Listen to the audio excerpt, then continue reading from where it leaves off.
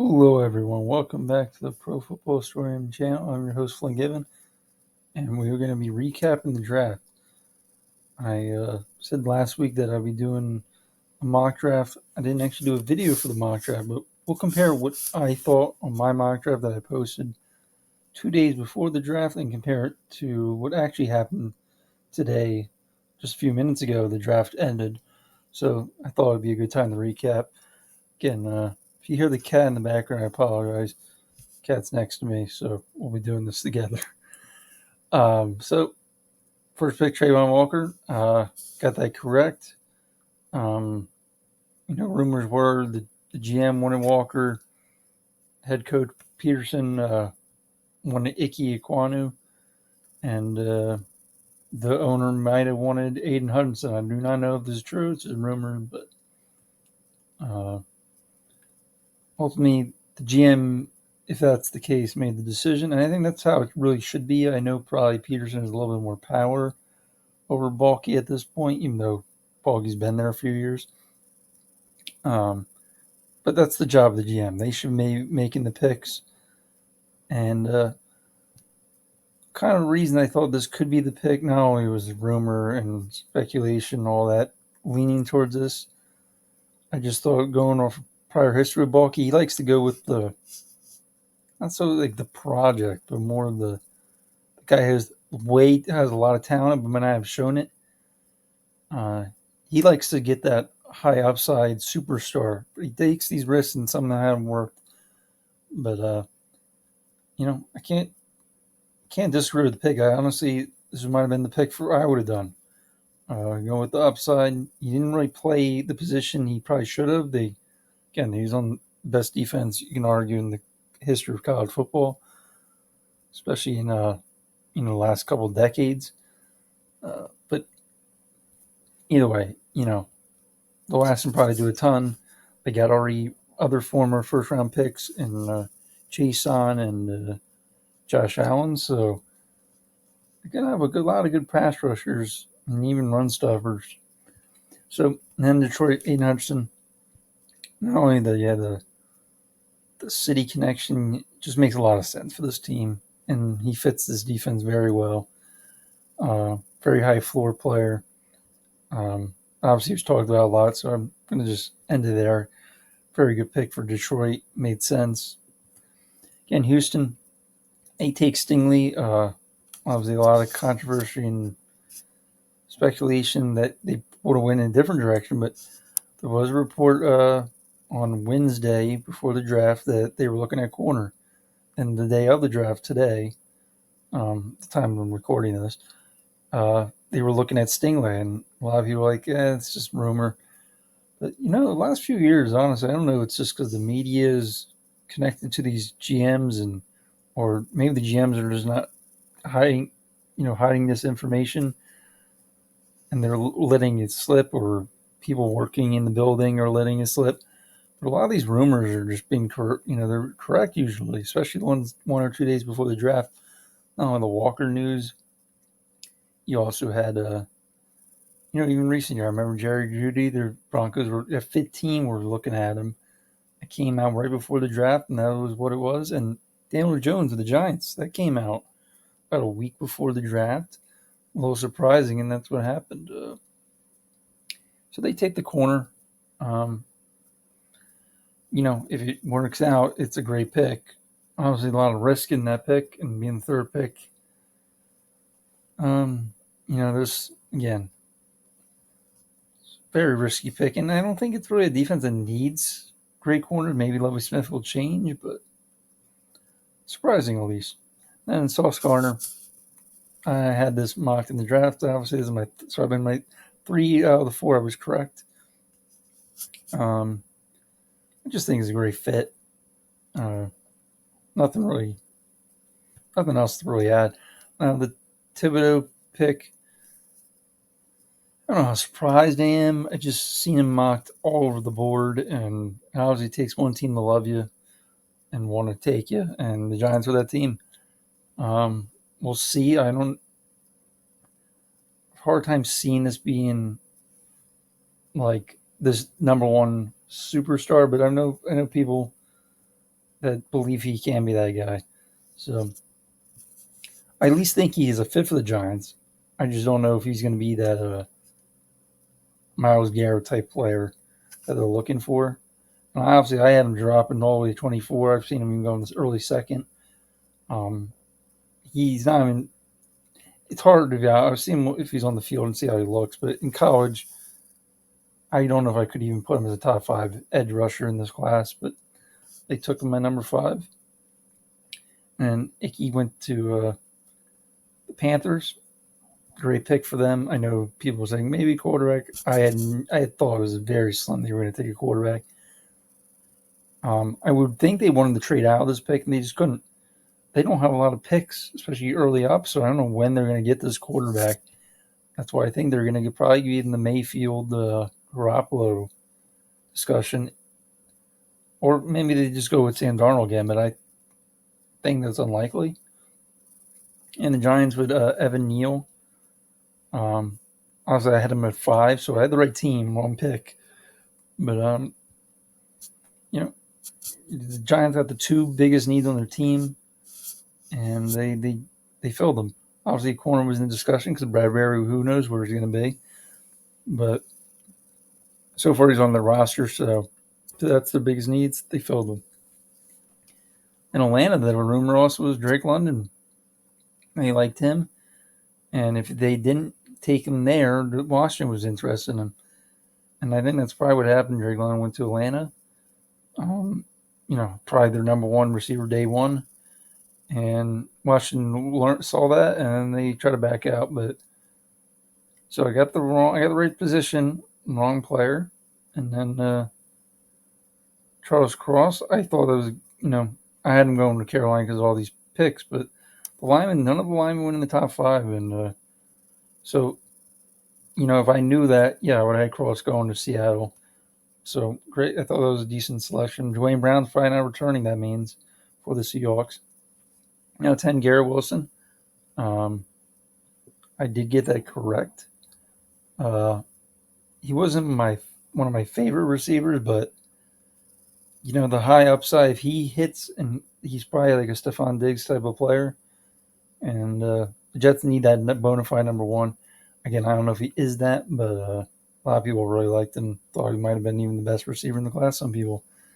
So that's not a lot of people. That's minority. Most people it was Williams, but no good pick for the Jets. Then the trade started to happen. Obviously, can't really predict those. The Saints get Olave, an Ohio State guy on that team. And I completely get that pick. Lions then trading up. Didn't even think that was going to ever happen. When they did trade up, people think maybe quarterback. I'm like,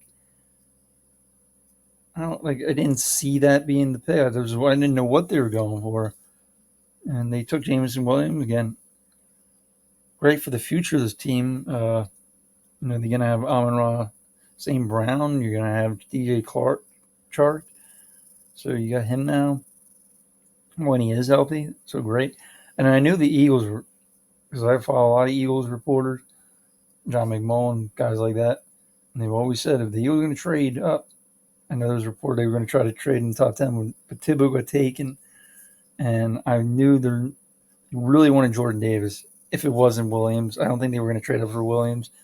Maybe if Jordan Davis got taken before they went, and then at 15 they took him, but Williams was probably not going to fall that far. So when the Eagles were trading up to get Jordan Davis, 2 picks, I knew they were getting Jordan Davis. Makes perfect sense. He's the replacement for Fletcher Cox probably after this year, and they get to use him and Fletcher Cox and Javon Hargrave and rotate him, because people don't realize, a lot of people at least for some reason, Javon Hargrave is the number 1 defense tackle on the Eagles. Fletcher is not. He's more now of a 2-down player. He's not going to be used in passing situations. Wonder if Jordan Davis will, but again, they get to rotate him. He doesn't have to play a lot of snaps. And I thought it was a great fit for the Eagles, the guy they really wanted, and they got him. And the Ravens, at their pick, they got Kyle Hamilton. They're going to be really good at safety, and that's with Baltimore.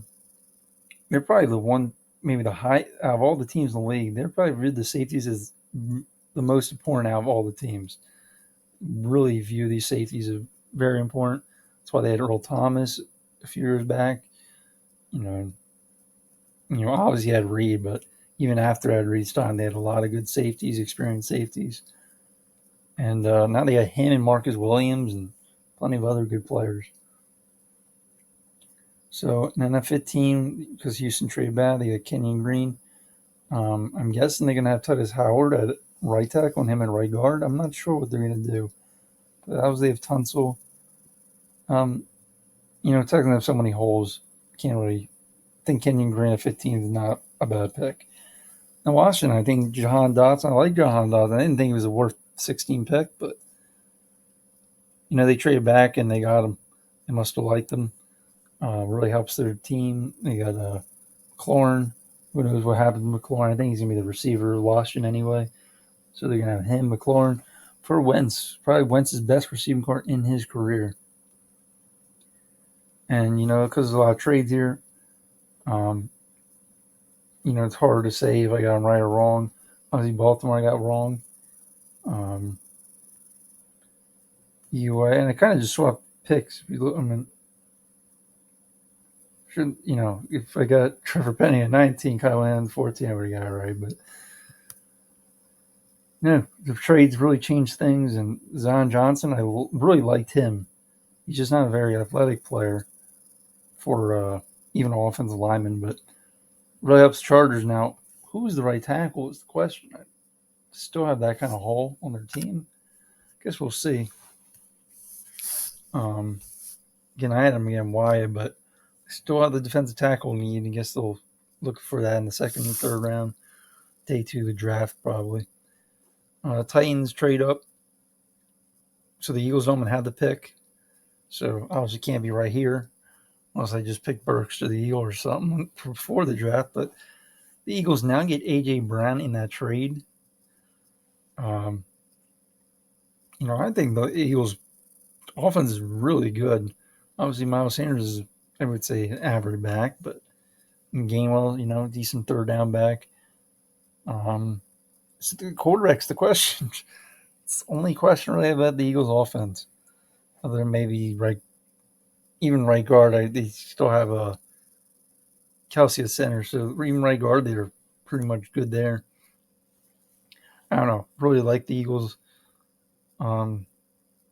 Besides, they need to get some eventually a bona fide number 1 edge rusher, another number 2 corner, and some safeties in line. Kaiser White can fill the hole in middle linebacker, I guess, but still need a lot of holes. Still have holes, but offensively, they got some good weapons. With A.J. Brown addition, okay, and then they get Burks, the Titans. Very similar player to A.J. Brown, so I completely understand the move. I really like Burks as well. And the Saints get Penning.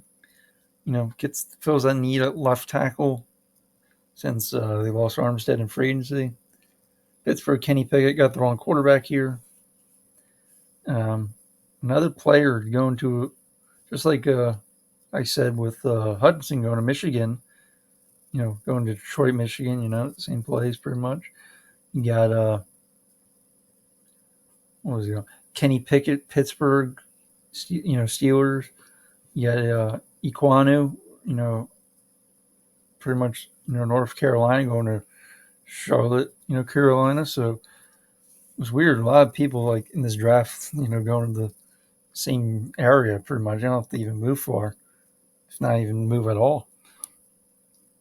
So they get the quarterback, going to compete with Trubisky, you would think, and probably the starter, honestly. I think he's probably going to win that job.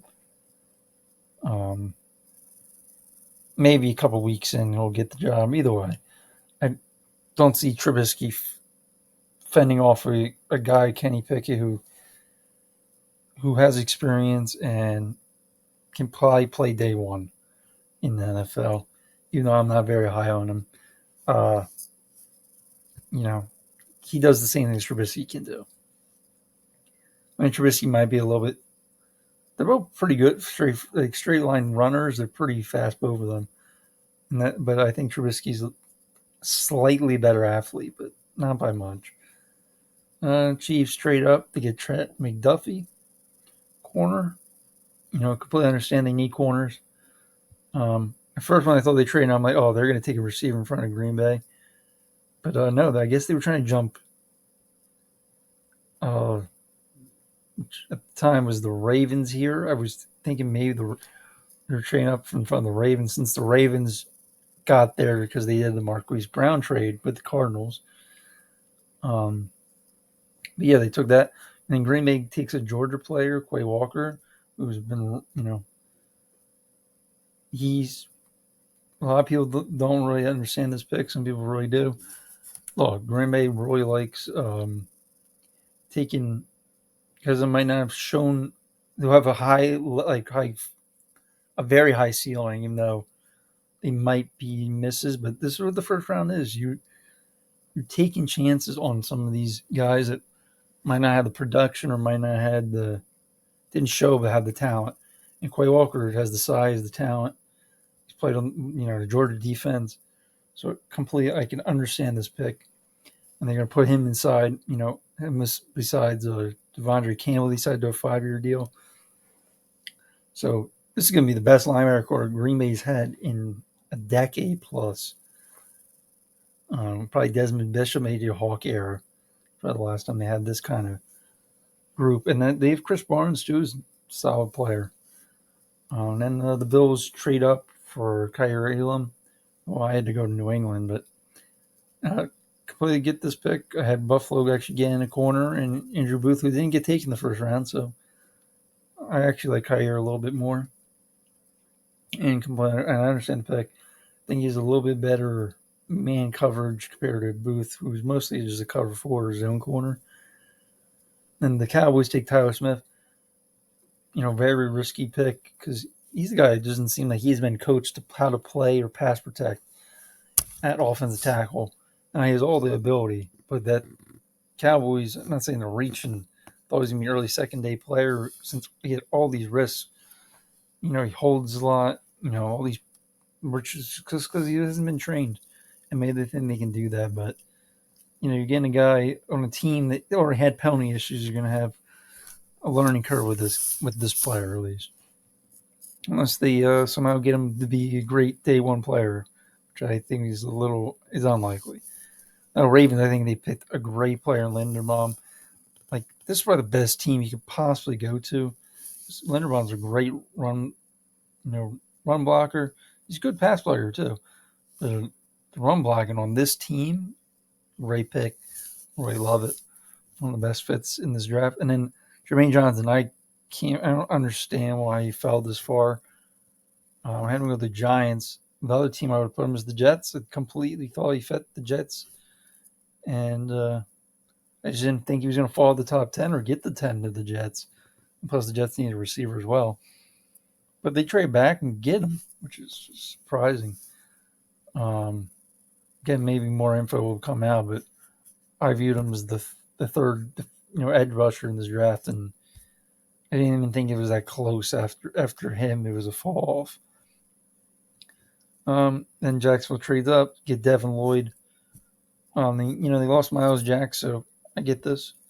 Get arguably the best middle linebacker in the draft who can play some edge as well. Quay Walker was in the discussion for the best.